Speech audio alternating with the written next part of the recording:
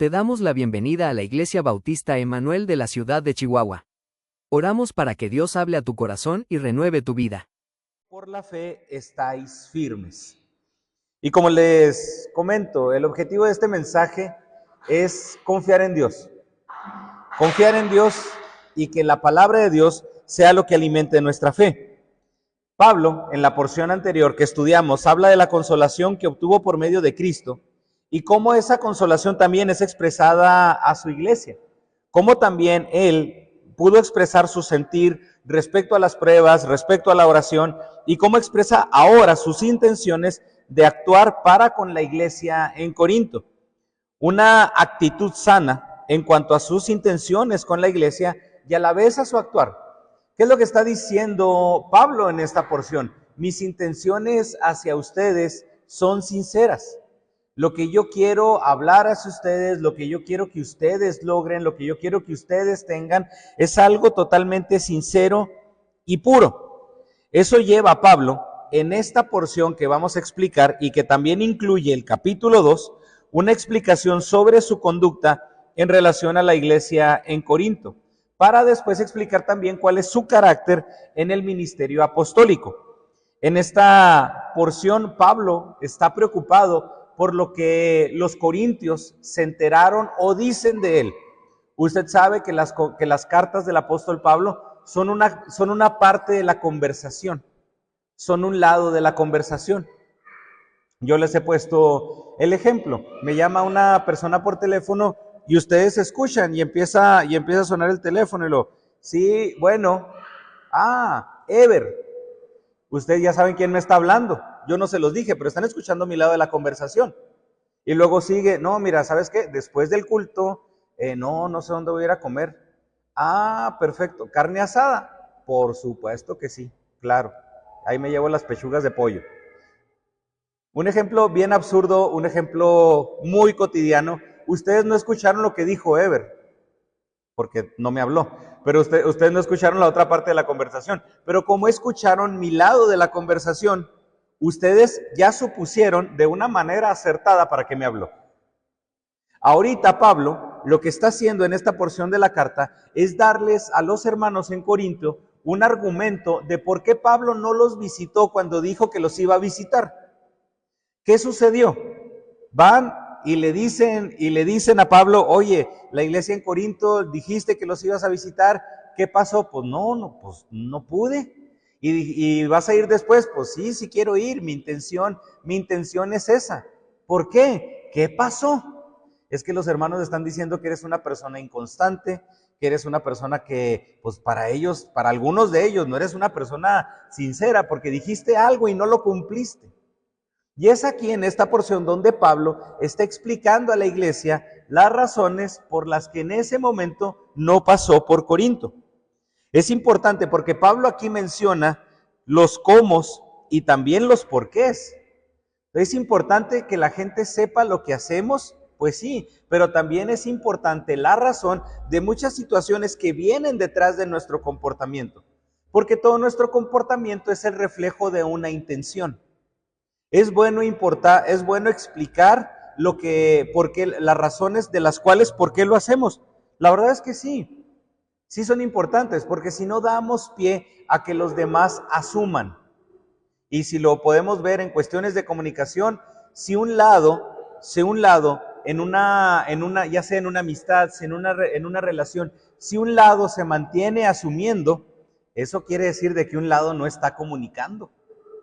Porque un lado nada más asume, pues porque el otro lado no le explica. Por lo tanto, aquí, en el caso de Pablo y de la iglesia en Corinto, la iglesia había asumido.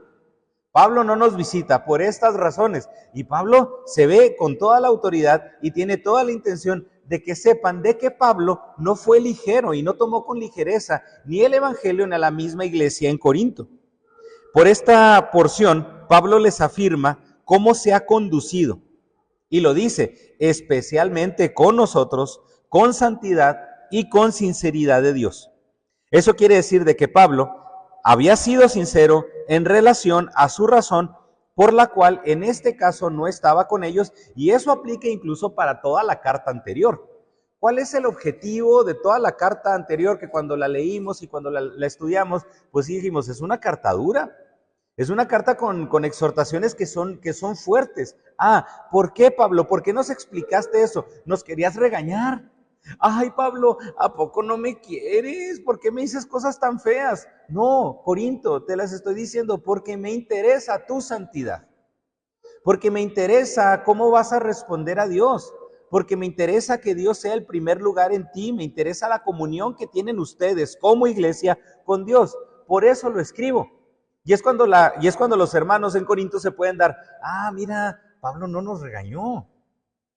Está interesado en nosotros, porque todavía al darle lectura a la carta, muchas veces nosotros incluso hasta asumimos. No sé si usted ha leído un mensaje de WhatsApp que cuando la persona lo manda, usted interpreta incluso hasta las emociones de la persona. Está enojado conmigo, me puso puras mayúsculas. ¿Qué habrá pasado? No, pues simplemente se le pasó y le dio 2 veces al de las palabras mayúsculas, de las letras mayúsculas, y se le fueron todas mayúsculas. Me puso un signo de admiración, me está regañando. No me puso emoji. ¿Qué querrá decir? Asumimos luego. Y es importante en este caso la aclaración de Pablo. Y en los primeros versículos, del 12 al 4, podemos ver la importancia de un ministerio ejercido con sinceridad. Primero es esto, un ministerio ejercido con sinceridad. Dice Pablo, porque nuestra gloria es esta, el testimonio de nuestra conciencia, que con sencillez y sinceridad de Dios, no con sabiduría humana, sino con la gracia de Dios, nos hemos conducido en este mundo y mucho más con vosotros, porque no os escribimos otras cosas de las que leéis o también entendéis, y espero que hasta el fin las entenderéis, como también en parte habéis entendido que somos vuestra gloria, así como también vosotros la nuestra, para el día del Señor Jesús. En estos primeros 3 versículos, lo que está haciendo Pablo es justificar su actuar, no porque haya sido malo o porque no haya sido genuino, sino al contrario, porque tenía buenas intenciones, tenía intenciones sinceras y genuinas. ¿Cuántas personas hacen buenas acciones con malas intenciones? El objetivo del altruismo. Muchas personas altruistas que dan miles, millones de pesos a la caridad, pero el objetivo no es meramente la caridad. El objetivo es, miren, que aparezca mi foto en el periódico, que aparezca mi foto en las redes sociales, para que las personas reconozcan o me vean en mí como una persona bondadosa. Y dicen unos, wow, qué buenas intenciones. No, qué buenas acciones. No puedo negar que las acciones son buenas, pero aquí el punto no son las acciones, sino también las intenciones. Pablo les está dando a entender que el no ir a Corinto no tenía una mala intención. Es necesario que la iglesia supiera cuál era el fundamento de la acción de Pablo, o en este caso de la no acción de Pablo al no ir a Corinto. Porque siempre habrá una intención detrás de una acción, siempre. Y Pablo está siendo sincero respecto a sus motivaciones. Por eso enfatiza con la iglesia sus motivos de no estar en este momento. Sostiene que siempre ha sido sincero, que siempre ha sido bien intencionado y hasta abierto con ellos.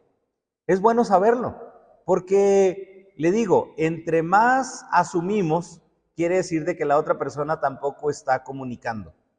Pablo lo que quiere Pablo es de que la iglesia no asuma sobre sus comportamientos, que no asuma ¿qué? Que no asuma las intenciones de Pablo.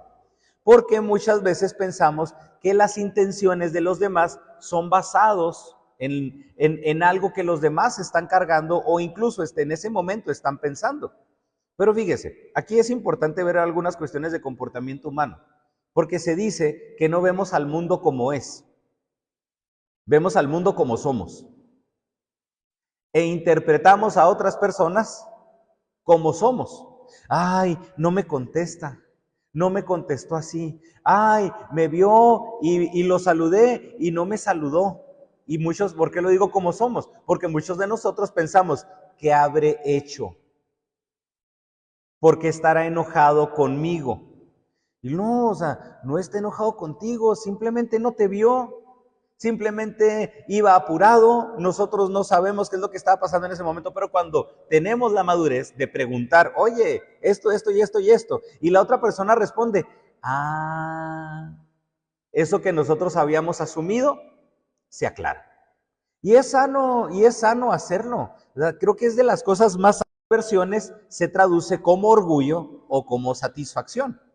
¿Qué está diciendo entonces Pablo? Porque nuestra satisfacción es esta. Porque nuestro orgullo es este. ¿Y qué está entonces queriendo Pablo hablar acerca de la satisfacción? Está diciendo que a él las motivaciones le traen satisfacción. ¿A poco no pasa que usted ha realizado algo y resulta que la persona no recibe o ese regalo o esa acción que está usted haciendo por ella, no la recibe de la manera que usted espera?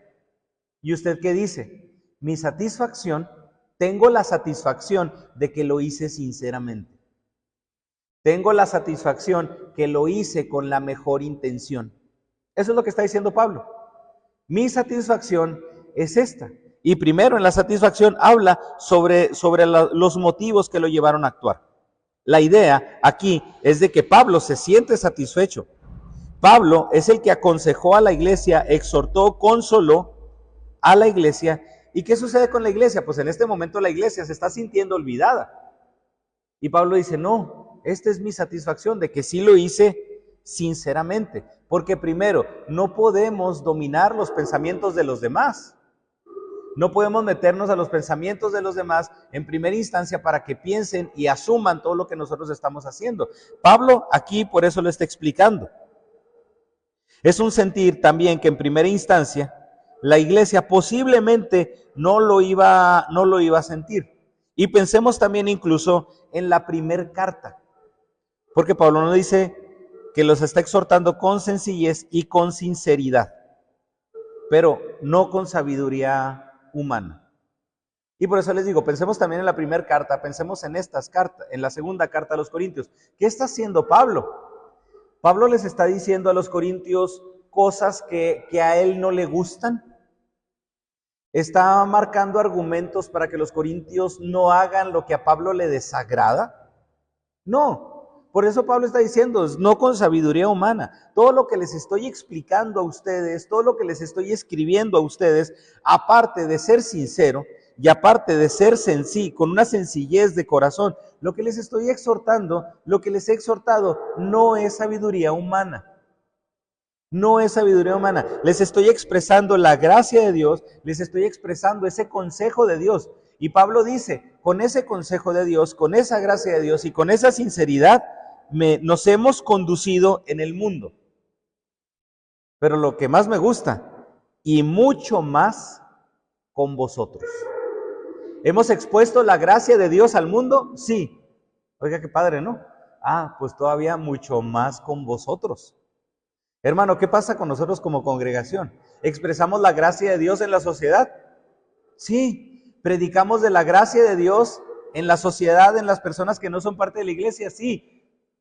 Hagámoslo todavía mucho más dentro de la congregación, mucho más dentro de la misma iglesia. Y Pablo ya menciona, porque no os escribimos cosas de las que leéis o también entendéis. Y dice, espero que hasta el fin las entenderéis.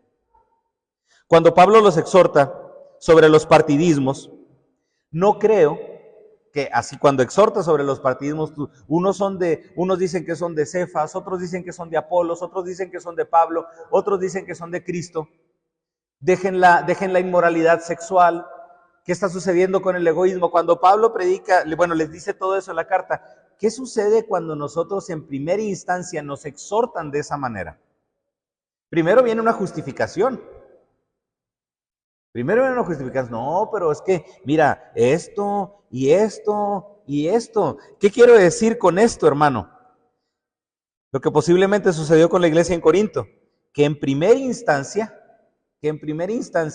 al recibir la carta, no necesariamente hubo Pablo, sí es cierto, tienes razón. Pablo, sí es cierto, hermanos, ¿ya todos leyeron una vez la carta? Sí, ok, ¿vamos a obedecer? Sí, perfecto. No, hermano. Por eso Pablo dice, no os escribimos otras cosas de las que leéis o primeramente entendéis. Dice, espero que hasta el fin las entenderéis. ¿De qué estamos hablando? Hermano, hay un tiempo en el que la persona va a comprender la exhortación. Hay un tiempo en el que la persona va a entender. ¿Quiere decir de que solamente debemos exhortar una vez? No, hermano, ¿cuántas veces tenemos que leer siempre la palabra para seguir teniendo nosotros la exhortación?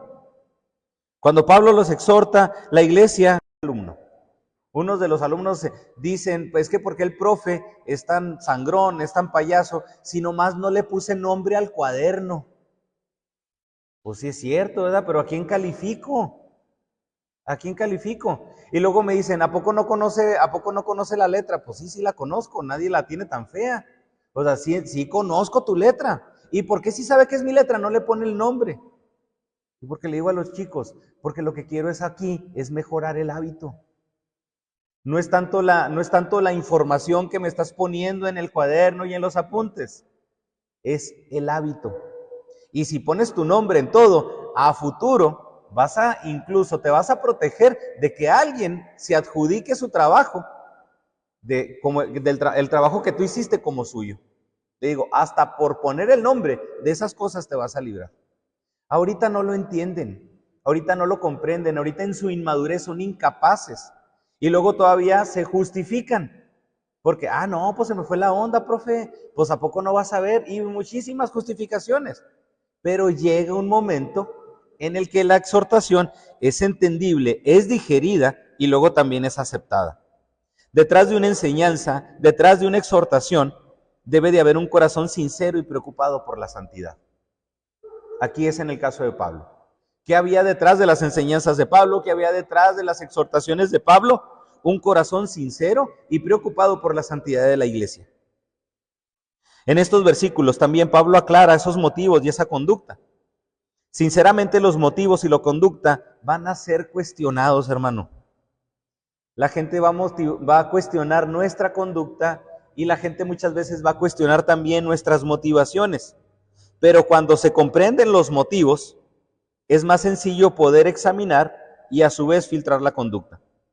Posiblemente Pablo argumenta porque en este lado que nosotros estamos leyendo de la carta, se dieron malentendidos, sospechas, calumnias de quienes se oponían a Pablo. Y lo que está haciendo Pablo es rechazar la idea de que él actuó de una manera ambigua y luego todavía, por si fuera poco, de manera irresponsable. En esta parte no la dice todavía, pero usted quizá de ligereza. Pablo, ¿qué les está tratando de explicar? No, es que no fui ligero con eso, no tomé la decisión a la ligera. El hecho de que ya les haya dicho a ustedes que sí voy a ir y que no pude ir, les dice Pablo, no crean que es una decisión que tomé a la ligera. No es por eso. Y es la razón, les digo, por la que Pablo explica. Enfatiza que está listo a someter sus motivos y su conducta delante de Dios. Eso es lo que menciona en Pablo lo está diciendo delante de Dios y reconoce, bueno, si ustedes piensan que esto es cuestionable, pues lo estoy haciendo con la intención que Dios quiere que lo haga. El versículo 13 dice, espero que hasta el fin entenderéis, como lo menciona ahorita. Y esto lo explico con ejemplo ya de los chicos de ahora, creo que no lo van a entender, pero ejemplo ya de chavorruco, la película de Karate Kid. No es verídica, eso no sucede. Y en la película de Karate Kid, el señor Miyagi fue el malo, Abusó de un joven para que le limpiara la casa, para que le puliera los carros, y se metió un torneo de karate con trampa, robándose una cinta. Híjole. Y el chavo le robó la novia al otro, ¿verdad? Ya no, se cierra el paréntesis. Pero fíjese, ¿qué sucede en la película de Karate Kid? El ejemplo de lo indirecto. Llega Daniel San y le pide al señor Miyagi que lo entrene, y el señor Miyagi lo pone primero a limpiar la cerca. Y luego ya arriba, abajo, movimiento de muñeca, Yo sé que los que están en karate no es así, o los que estuvieron, y luego para un lado y para el otro, y luego pulir, encerar, círculo para afuera, círculo, mano izquierda, círculo para afuera, mano derecha, círculo para afuera, y luego pulir, encerar, pulir y pulir el piso. Y hasta que el Daniel San se enoja y ya se quiere ir, porque pues sí, el viejito se estaba aprovechando. Es que usted no me está enseñando, mi hijo que está enseñando karate, y nomás le limpié la casa, le limpié el carro y le pulí el patio. Y en eso el señor Miyagi como que ya se desespera, y luego le tira a Daniel al Daniel un golpe, y luego el Daniel se cubre. Y luego con la otra mano se cubre, y luego le tira una patada y ¡pum! La cubre con la parte de abajo. Y es cuando entiende. Dios no es el señor Miyagi, pero muchas enseñanzas y exhortaciones de Dios no las entendemos al momento, sino las entendemos después. Ya en la práctica, después. Al momento la disciplina es dolorosa, pero en su momento cuando vemos que el hábito que se formó en nosotros o la exhortación que nos dijo tuvo resultado, y ahora sí lo entiendo. Ahora sí lo entiendo. Y es algo, hermano, que tenemos que ejercitar como congregación. Primeramente, en la exhortación, la consolación, como estudiamos nosotros la semana pasada con el hermano Jorge, pero también la paciencia mientras la exhortación o el consejo no se sigue. También hay que ser pacientes. Como lo dice Pablo, primero a los Tesalonicenses, capítulo 5, que tenemos que animar a los que se encuentran agüitados, a los que se encuentran abatidos, tenemos que sustentar y tenemos que sostener a los débiles, tenemos que exhortar a los indisciplinados, pero dice, y ser pacientes para con todos. La iglesia es un lugar donde hay exhortación, por supuesto que sí, donde hay consuelo, donde hay ánimo, claro que sí, pero la iglesia es un lugar donde no debe faltar la paciencia. Y aquí Pablo es una forma de explicar, espérense Corintios, sean pacientes conmigo, no es porque no quise, no es porque no pude. La enseñanza aquí, lo que está diciendo Pablo, es de que se entiende y satisface ya en su momento cuando se lleva incluso hasta una manera práctica.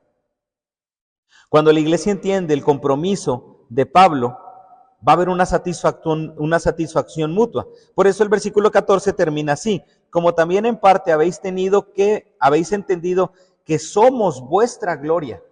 Aquí utiliza la misma palabra, satisfacción. ¿De quién está hablando Pablo? Pablo mismo, Silvano y Timoteo.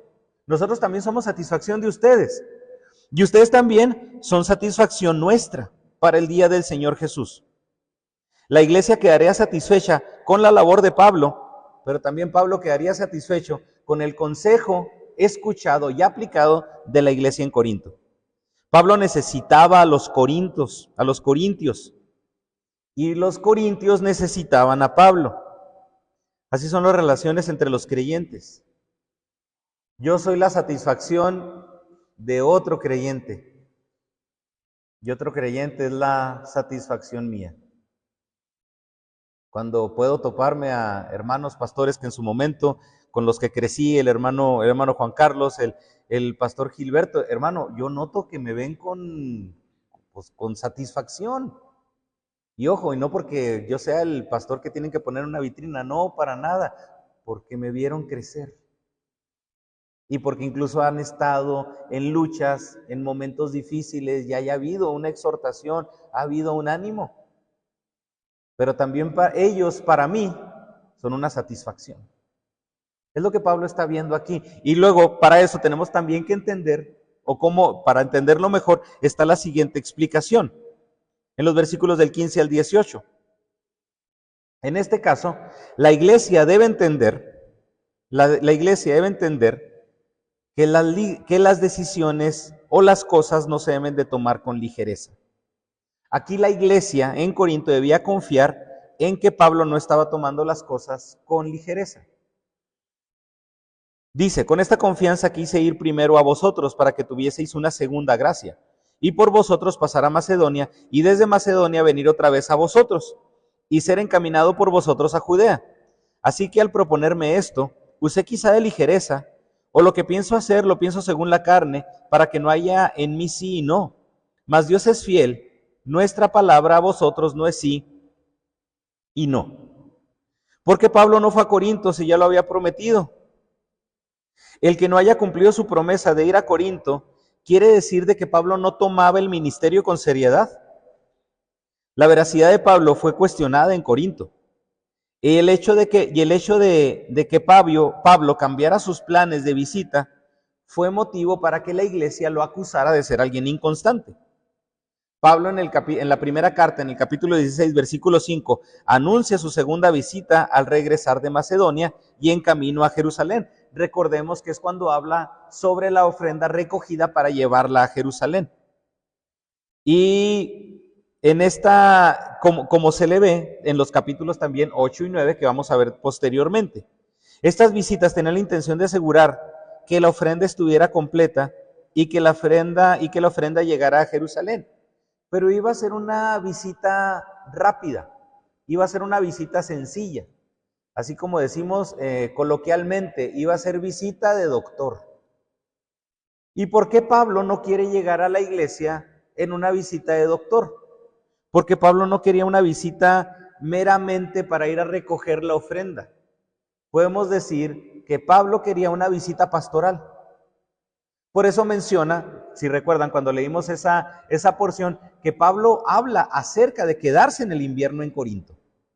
No solamente, vengo, ya vine, ya me voy. No, quiero una visita pastoral, quiero darme el tiempo. ¿Por qué no voy? Porque ahorita no he tenido la oportunidad y no quiero ir rápidamente.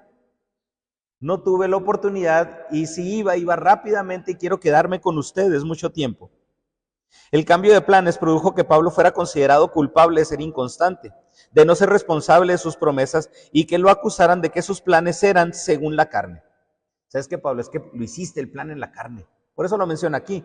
¿Sabes qué, Pablo? Es que pensaste con ligereza, no consideraste todos los factores. Como si no hubiera tomado Pablo en cuenta primeramente a Dios para sus decisiones. ¿Qué hace Pablo? En lugar de justificarse o dar la razón por no haber llegado, primeramente Pablo apela a la fidelidad de Dios. Y en la siguiente porción que estudiemos, vamos a verlo todavía mucho más fuerte, cómo es que Pablo acude a la fidelidad de Dios primeramente.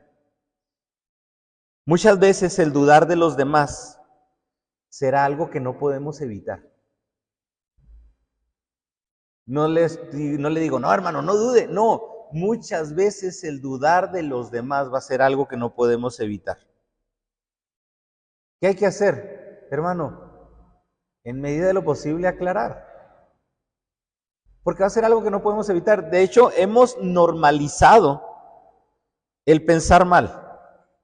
No sé si alguno de ustedes ha escuchado el lema de muchos: piensa mal y acertarás. Si quieres que la gente no te desilusione, pues desilusiónate desde el principio. Piensa mal desde ellos desde el principio, porque así cuando hagan algo malo, pues ya tú vas a estar bien, no te preocupes, ya estás desilusionado. Así como dicen, nunca espero nada de ustedes, y aún así logran decepcionarme, ya ese es el grado todavía mucho más alto. Hemos convertido la duda incluso en un estilo de vida, con el fin de protegernos, provocando que la desconfianza ya sea algo normalizado. La razón por la que Pablo aplaza su viaje, aquí les dice, fue consecuencia de la carne, es decir, fue consecuencia de su negligencia, de su procrastinación, de su pereza, de su deshonestidad. Es claro que Pablo, al igual que muchos ministros, sí son el centro de atención de la gente y cualquier falla tiene el peligro de ser potenciada y además de ser vista con mala intención. Obviamente los ministros tenemos el compromiso delante de Dios de tomar el ministerio con seriedad, pero la iglesia tiene el compromiso delante de Dios de confiar en quien Dios ha puesto. ¿Qué ha sucedido con Pablo? Fíjese, en Filipenses capítulo 4, versículo 10, vemos que Pablo confiaba en la iglesia. Y este versículo dice, en gran manera me gocé en el Señor de que ya al fin habéis revivido vuestro cuidado de mí. Recuerde, Filipenses, una epístola de la prisión. Pablo le escribe desde la cárcel. Qué bueno que ustedes, me pone contento de que ustedes hayan vuelto a tener ese cuidado de mí. pero la segunda parte del versículo 10, de lo cual también estabais solícitos, pero os faltaba oportunidad. ¿Cómo podemos transliterar este pasaje? Pablo le está diciendo a la iglesia en Filipos, gracias porque nuevamente me están cuidando. Y sé que tenían la intención de cuidarme anteriormente, pero sé que no habían podido hacerlo. Gracias.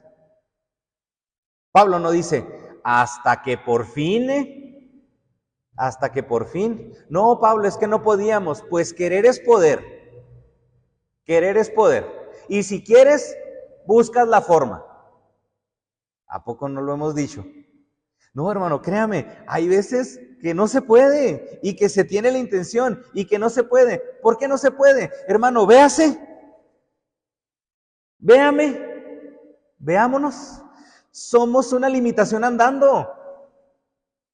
Somos una limitación andando. ¿Quién no quisiera que las 24 horas del día nos rindieran como si fueran 48? Pero estamos limitados a tiempo y muchas veces el no hacer algo no tiene que ver con la intención de no querer, sino que estamos limitados. Y Pablo, primeramente, menciono esto porque Pablo ya le había pasado. Pablo no solamente está diciendo, hey, compréndanme. Aquí Pablo está con Filipenses. Nos damos cuenta de que Pablo comprendía, en este caso a la iglesia en Filipos. Gracias por haber dado y revivido el apoyo, es la palabra que utiliza. Revivido ese cuidado hacia conmigo. Sé que querían hacerlo, pero también estoy consciente de que no podían. Pablo confiaba en las intenciones de la iglesia. La iglesia en Filipos tenía la intención de apoyar a Pablo. Pablo no está reclamando a la iglesia, al contrario, reconoce que tenían la intención de hacerlo y comprendió que el hecho de no poder no era por falta de interés, sino de que muchas veces las posibilidades no se prestan. Aquí vemos de que Pablo tenía la intención de ir a Corinto y no fue. Pablo tenía la intención de ir a Tarsis y tampoco fue. No lo hizo. Oiga, hermano, Pablo fue una persona inconstante, Pablo fue una persona mentirosa, porque dijo que iba a ir a Corinto y no fue, porque dijo que iba a ir a Tarsis y no fue. No, hermano, pues las posibilidades muchas veces no son las adecuadas. En Romanos 15, 22 al 24, dice, por esta causa me he visto impedido muchas veces de ir a vosotros, pero ahora, no teniendo más campo en estas regiones y deseando desde muchos años ir a vosotros, fíjese, muchos años. Y luego afirma, cuando vaya a España, es decir, la región de Tarsis, iré a vosotros porque espero verlos al pasar y ser encaminado allá por vosotros, una vez que haya gozado con vosotros. Lo curioso es de que Pablo cuando estuvo en Roma es cuando estuvo arrestado. Pablo, ven.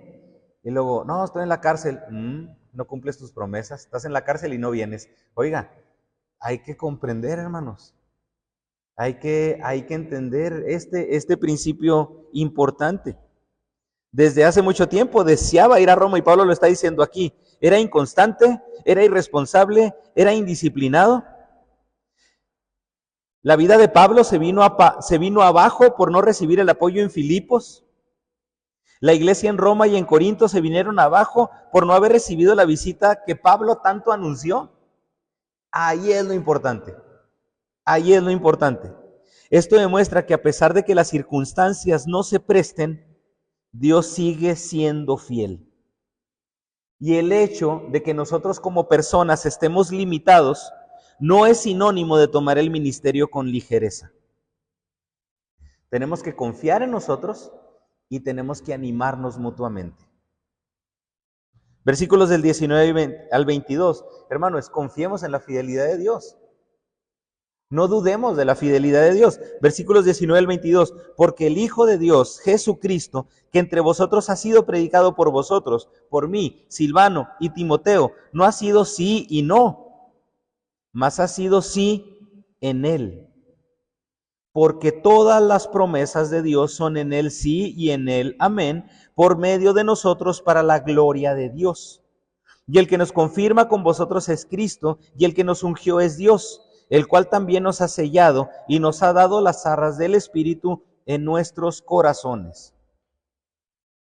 Pablo, en la porción anterior, dice, para que haya en mí sí o un no, mas como Dios es fiel, nuestra palabra a vosotros no es sí y no. ¿Qué está diciendo Pablo? Es que yo tengo planes y te puedo decir que sí o te puedo decir que no. Pero ¿qué pasa si Dios dispone otra cosa? ¿Qué pasa si suceden a nuestro alrededor algunas circunstancias que no lo propicien? Hermano, ¿cuántos de ustedes han hecho planes y por alguna u otra razón el plan no se puede llevar a cabo? Híjole, hermano, es parte creo que de todas las semanas, ¿no? Ahora sí voy a llegar temprano al trabajo. Híjole, se me pegaron las cobijas. O se me atravesó el tren. Menciono que muchas veces hay cosas que nosotros tenemos planeadas, hermano, y no suceden.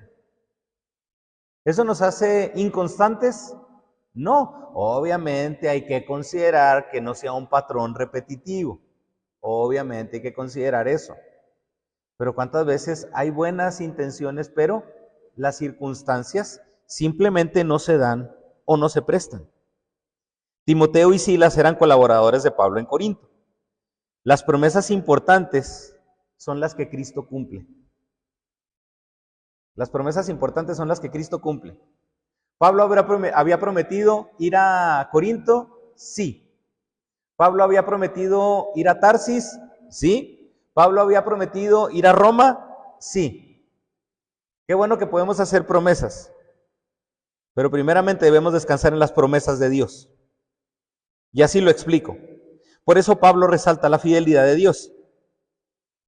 Sí, la iglesia en Roma, ¿por quién fue establecida? ¿Por Pablo? Obviamente Pablo trabajó, pero hermano, ¿quién la sustenta? Cristo. En Corinto fue establecida, ¿Pablo fue el que predicó? Sí, pero ¿por quién es sostenida y por quién es prosperada?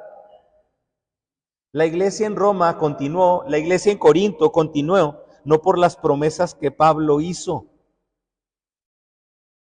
La iglesia se sostiene por las promesas que Dios tiene para su iglesia misma.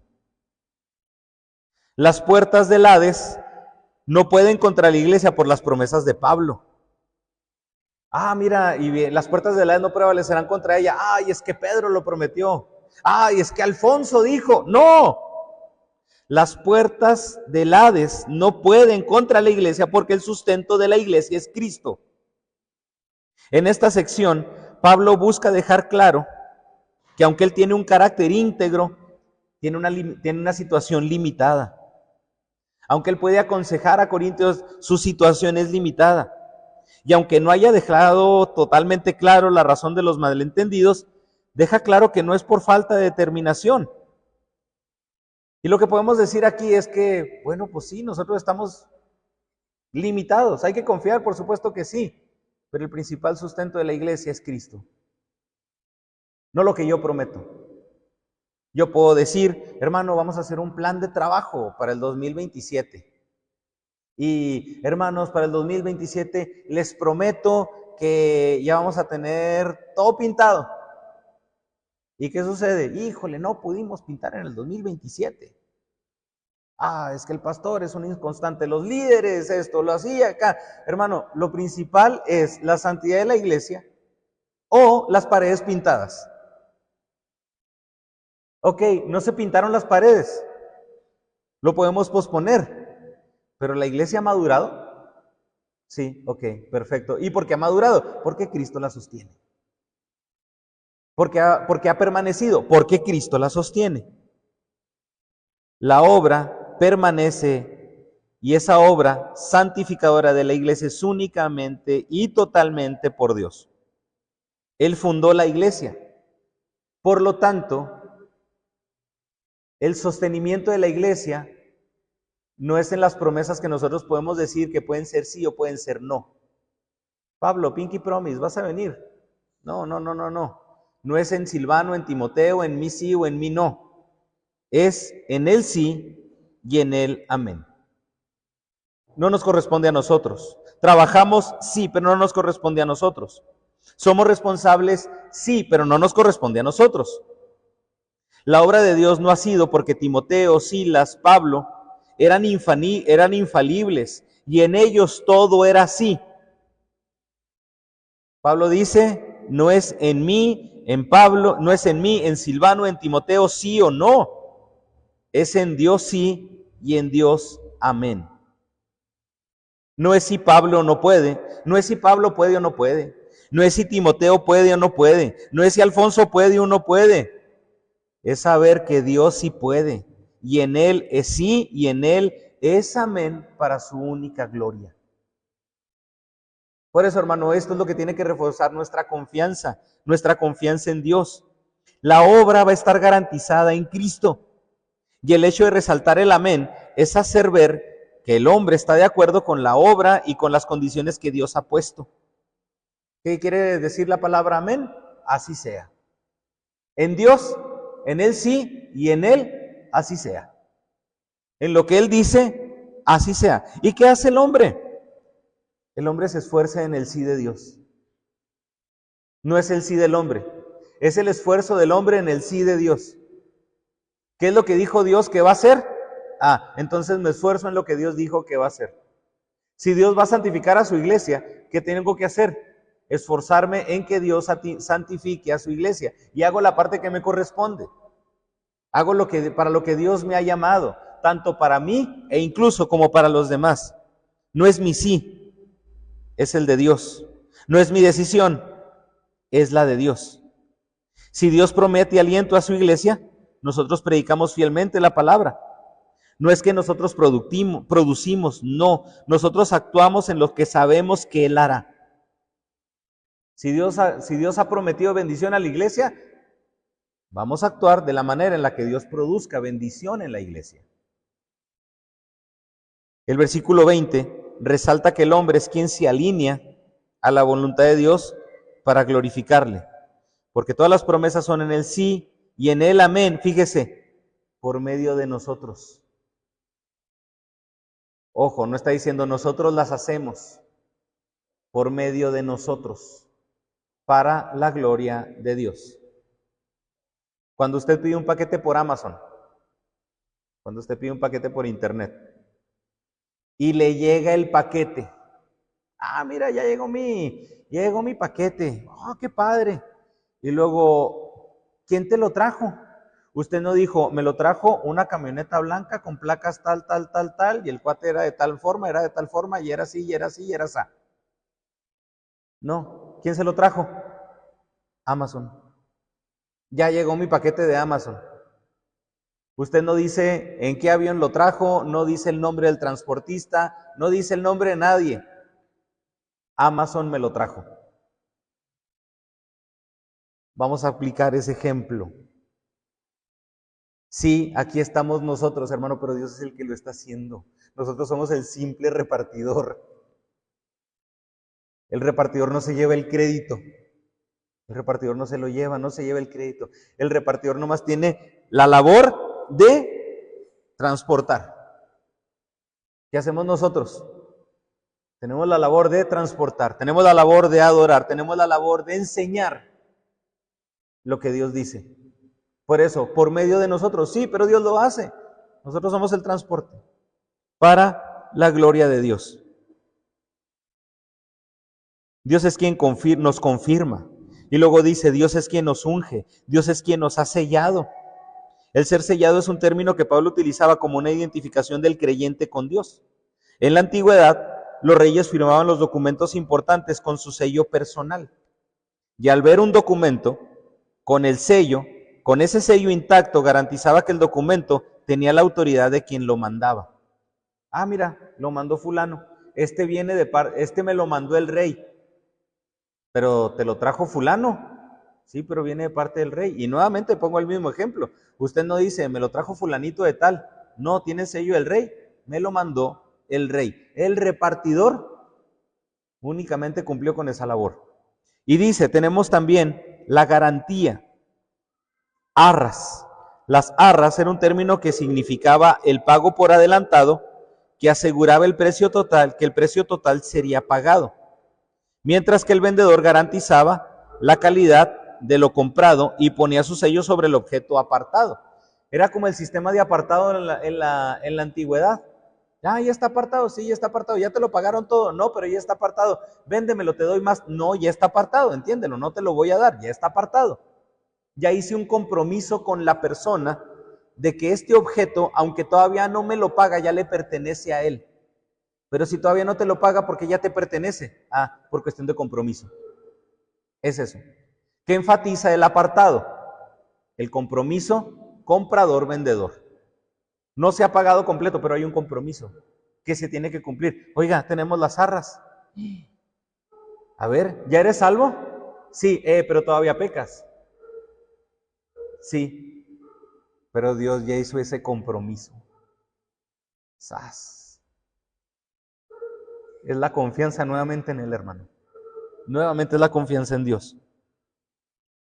Dios nos ha sellado y el Espíritu Santo es la garantía de que somos de Dios y es una garantía de que en su tiempo disfrutaremos plenamente de sus promesas. Cristo es quien nos unge, Cristo es quien nos sella y nos da esa garantía por medio del Espíritu Santo en nuestros corazones. Cristo no obra porque el ministro sea fiel. Cristo no obra porque el cristiano es fiel. Tenemos que serlo, sí.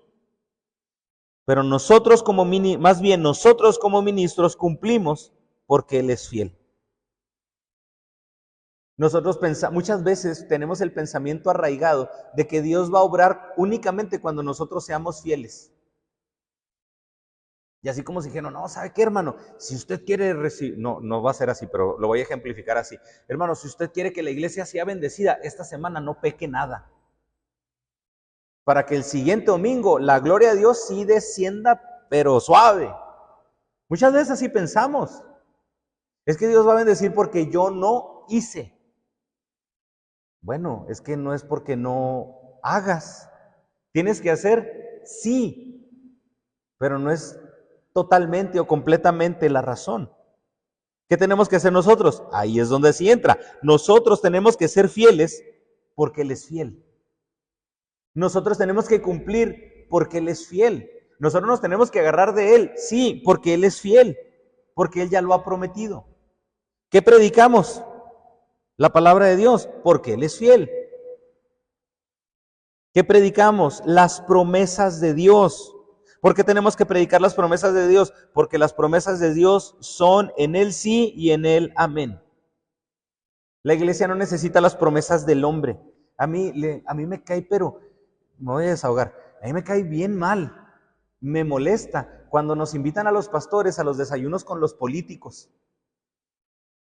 Y ya nos invitan, nos dan nuestro huevito y nuestro cafecito y empieza a platicar el político. En esta ocasión sí iba a haber apoyo para las iglesias. En esta ocasión las iglesias sí iban a ser escuchadas por mí. Aquí tengo a mi representante. Y luego todos, sí, casi le decimos, sí, ven Señor. Y le digo que me desespera, porque confiamos tanto en las promesas de los políticos. Y le estoy hablando no de la gente que le dan su sandwichito. Le estoy diciendo que de un pastor que le diera un huevito con jamón.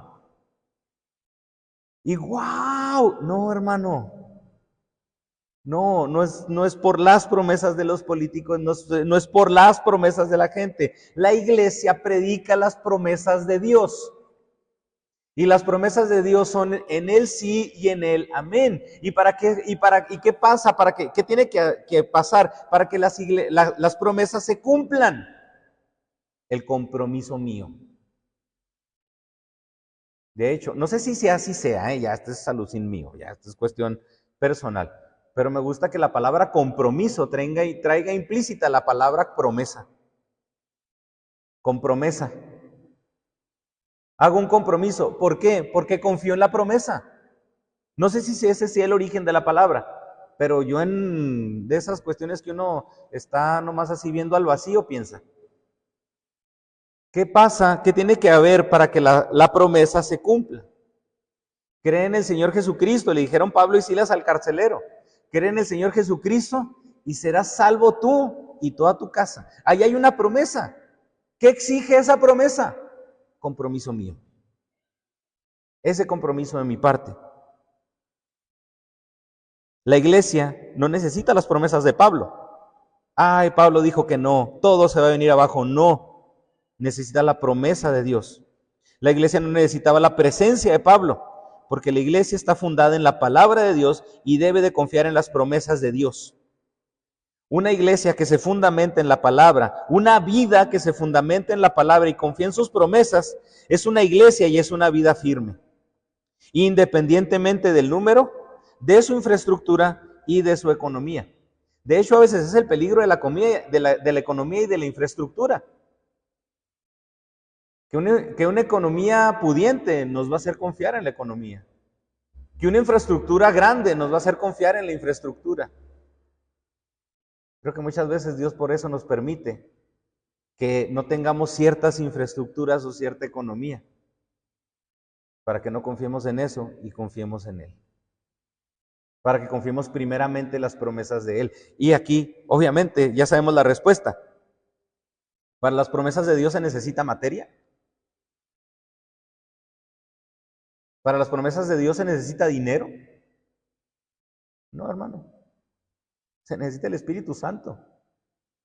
Esa confianza, esas arras, para seguir confiando en Él. Versículos 23 y 24. Una razón sincera para no visitar Corinto.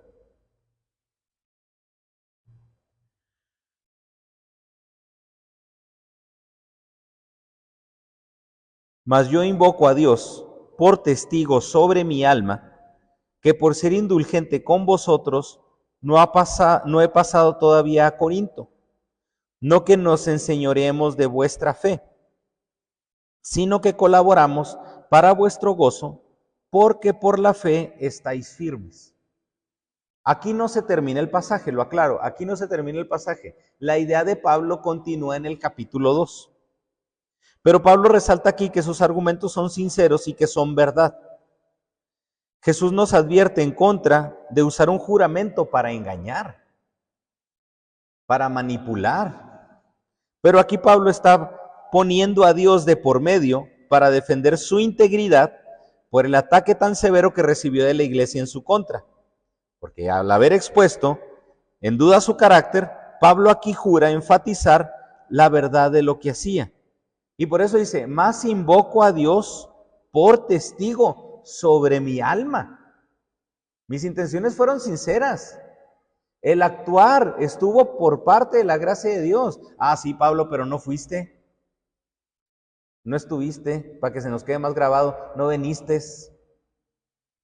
¿No lo hiciste, Pablo? Ok. Pongo a Dios por testigo. Pongo en todo esto a Dios por testigo. Ahora Pablo explica por qué no pudo visitarlos. Porque si hubiera ido a Corinto, para Pablo esa hubiera sido una visita dolorosa.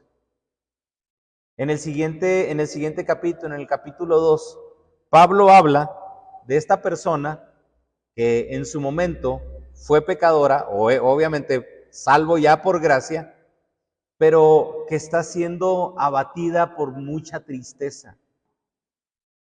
Y por eso Pablo le dice, vayan por esta persona, vayan y visítenlo para que no sea consumido por demasiada tristeza. Y era necesario, Pablo quiere evitar esa situación dolorosa. Y lo que Pablo explica es que era necesario que esta situación sanara o que se redujera la emoción para que los hermanos aceptaran lo que Pablo escribiría respecto al perdón del hermano ofensor. Es como si Pablo dijera, es que si hubiera llegado en ese momento, yo les hubiera dicho y les hubiera exhortado a que lo visitaran y a que fueran. Pero en ese momento ustedes estaban demasiado resistentes. Y decidí esperar. Mejor decidí esperar. Si Pablo los visitaba antes, posiblemente él escucharía una recriminación por parte de la iglesia, lo que impediría un perdón y una reconciliación. La iglesia le iba a recriminar. Pablo estaba preocupado por el daño en la relación dentro de la iglesia y enfatiza que no puede forzarlos a tomar una decisión que ellos por el momento estaban incapaces de tomar. Hermano, muchas veces debemos ser prudentes con la palabra. Le pongo estos ejemplos. ¿Es bíblico? ¿Era bíblico que los hermanos en Corinto perdonaran al hermano? ¿Era bíblico? Sí. Pero muchas veces, hermano, nuestras emociones nos incapacitan. Muchas veces nuestras emociones nos inmovilizan, porque también nuestras emociones nos inutilizan. Se oye feo, pero muchas veces nuestras emociones nos hacen inútiles para tomar decisiones. ¿Y qué dice Pablo? Nos esperamos. Nos esperamos. Creo que es importante que se baje el sentimiento, el eufor. Les acabo de escribir en la primera carta que lo saquen. Y luego llegar y que lo perdonen. No, quise esperarme. No fue ligereza. No fue ligereza, fue sabiduría para actuar. Y luego Pablo todavía lo enfatiza. No que nos enseñoreemos de vuestra fe. Porque Pablo no quería llevar a la iglesia a forzar a tomar una decisión que en ese momento todavía no estaban capaces para tomar. Porque el sentimiento los estaba inutilizando. Es como cuando los dos niños se pelean en la primaria y se agarraron del chongo y luego todavía están bufando del coraje. Y luego llega la maestra. Tienen que perdonarse. No, hombre. Y luego perdónense. Y que no sé si usted los ha visto así a dos niños enojarse. ¿Y qué hacen? Dense la mano. Hasta les sale humo por la nariz. Y sí se dan la mano. Pero todavía está el enojo, todavía está la molestia. Es como si Pablo no quisiera hacer eso. Sí quiero que se perdonen, sí quiero que la situación se sane, pero no quiero forzarlos a hacer algo que ahorita ustedes están incapaces. Ojo, no que no deban hacerlo. No quiero forzar algo en lo que ahorita ustedes están incapaces para poder realizar. No quería ejercer esa presión sobre ellos. Recuerden, nuestras emociones nos incapacitan, nos inmovilizan, nos inutilizan y muchas veces nublan nuestro entendimiento. Pablo no quería ejercer una presión sobre ellos y es una forma en la que incluso podemos identificar a falsos maestros, tanto en ese entonces como en la actualidad. ¿Cuántos pastores o pseudopastores se enaltecen de que influyen en las decisiones de sus feligreses? Hasta para muchos es motivo de orgullo. Es que yo digo esto y me hacen caso de manera inmediata. Pues sí, pero no es en ti sí y en ti no. No es tu consejo en la carne. Es la gracia de Dios, es tu consejo basado en la palabra de Dios y es en Dios sí y en Él amén. No es en ti. Se enaltecen porque influyen en muchísimas cuestiones. Y claramente Pablo no tiene la intención de provocar una actitud de dependencia por parte de las iglesias que él fundó. Pablo fue paciente para que los mismos hermanos en Corinto mostraran su madurez espiritual al proporcionar ese perdón. El líder debe desarrollar la fe de los creyentes para que los mismos creyentes tomen decisiones bajo el señorío de Cristo, no bajo la influencia de nosotros. Por eso tenemos que llevarlos a la palabra de Dios y por eso Pablo, me encanta que Pablo enfatiza, es que no es en mí sí y en mí no, no es en Timoteo, no es en Silas, es en Cristo, es en Dios. Te podemos dar un consejo, sí, pero te vamos a acercar a Cristo. Podemos hacer muchas cosas, pero lo principal es que confíes en Cristo y que la iglesia debe de reposar, debe de predicar y descansar en que las promesas de Dios son en el sí y en el amén. Por lo tanto, Pablo defiende la integridad de su ministerio, mostrando que sus decisiones, sus cambios de planes no nacieron de ligereza o de intereses humanos, sino de una conciencia limpia delante de Dios, de un amor pastoral sincero por la iglesia. Al mismo tiempo, Pablo dirige la mirada de los creyentes únicamente hacia la fidelidad de Dios, en quien todas las promesas, ahí sí, son en Dios sí y en el amén. Pablo enseña que el ministerio cristiano debe ejercerse con sinceridad, con confianza mutua y con dependencia total a la fidelidad de Dios. Porque tanto Pablo como la iglesia, nosotros debemos buscar el crecimiento de la iglesia en madurez y el gozo espiritual de la misma. Es un compromiso, hermano, que tenemos primeramente con Dios por una confianza en Él. Pero es un compromiso que tenemos también todos con Dios y una confianza también en el mismo creyente. ¿Debemos de confiar en Dios? Por supuesto. Pero también debemos de confiar y en su momento ser pacientes con nosotros mismos. Es aceptar la soberanía de Dios y la confianza va a ser una consecuencia de la sumisión a Dios en el ejercicio de nuestro ministerio. Hermano, qué maravilloso poder confiar en alguien que confía en Dios y porque confía en Dios ejerce su ministerio de manera saludable. Qué bendición.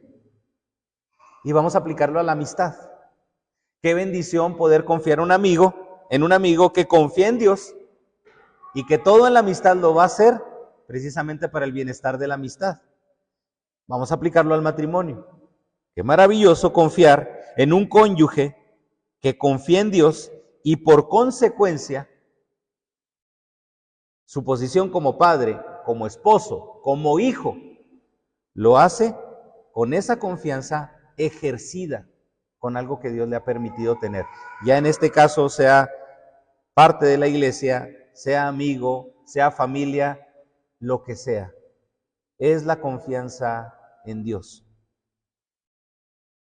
Y creer, hermano, porque muchas veces, claramente, nosotros venimos ante Dios, venimos a la iglesia, con situaciones a lo mejor como las de Pablo, que si voy a Corinto o no voy a Corinto.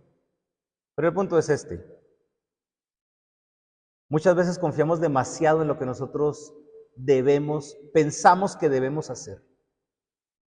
Muchas veces nosotros pensamos en lo que yo quiero hacer, en mis posibilidades. Es que mi trabajo va a mejorar si yo hago esto. Es que mi familia va a mejorar si yo hago esto. Es que todo va a mejorar si yo hago esto. Híjole, hermano, no es en ti sí y no es en ti no. Es en Dios sí y en Él amén. Es en el sí y en Él amén. Porque todo se basa en la confianza en Él y en el dejar que Él obre. Yo únicamente soy el medio por el cual Dios obra. Padre Santo, gracias por tu palabra, Señor.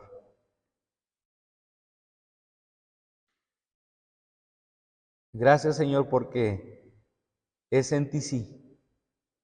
En ti el sí es seguro. Gracias, Señor, porque aunque sabemos que nosotros o que muchos de nosotros aquí en la congregación podemos confiar en nosotros. Somos confiables, Padre, pero tristemente, Padre, también somos falibles. Y en medio de la falla del otro, así como Pablo, podemos ser comprensivos, como él en la iglesia en Filipos. No era una cuestión de negligencia. Pero lo principal, Señor, es que nos lleves a confiar en ti. Que, que quites, Padre, ese orgullo de yo lo hago, yo tengo que hacerlo, sino de que tú eres el que lo hace, Padre Santo. Y en ese ministerio, en esa tarea que has demostrado, que has puesto hacia nosotros, Señor, en las que has demostrado tu gracia, pues nosotros queremos comprometernos, Señor, ser responsables en eso, pero que tú hagas. Gracias, Señor, porque compartes tu palabra. Y ahorita, Señor, soy el simple repartidor. pero que también, Señor, entre semana nosotros seamos los simples repartidores de personas a las que les llevemos tu consuelo, tu consejo, tu palabra, Padre Santo. Y que como iglesia, de manera personal, en cada una de las situaciones, Señor, que estamos experimentando, que podemos vivir, llévanos a tu palabra, Señor, para poder confiar que es en ti sí y en ti amén. Ayúdanos a confiar en ti, Señor. Fortalece nuestra confianza en ti, fortalece nuestra fe en ti, para que tú seas el que obre. Gracias, Padre Santo, por tu palabra. Gracias, Señor, porque tú nos hablas. Gracias, Padre Santo, porque tú eres el sustento de la iglesia. En tu nombre oramos, Señor, en ese nombre precioso, poderoso, sabio, en ese nombre 3 veces santo, de tu amado Hijo Cristo Jesús oramos, Padre. Amén.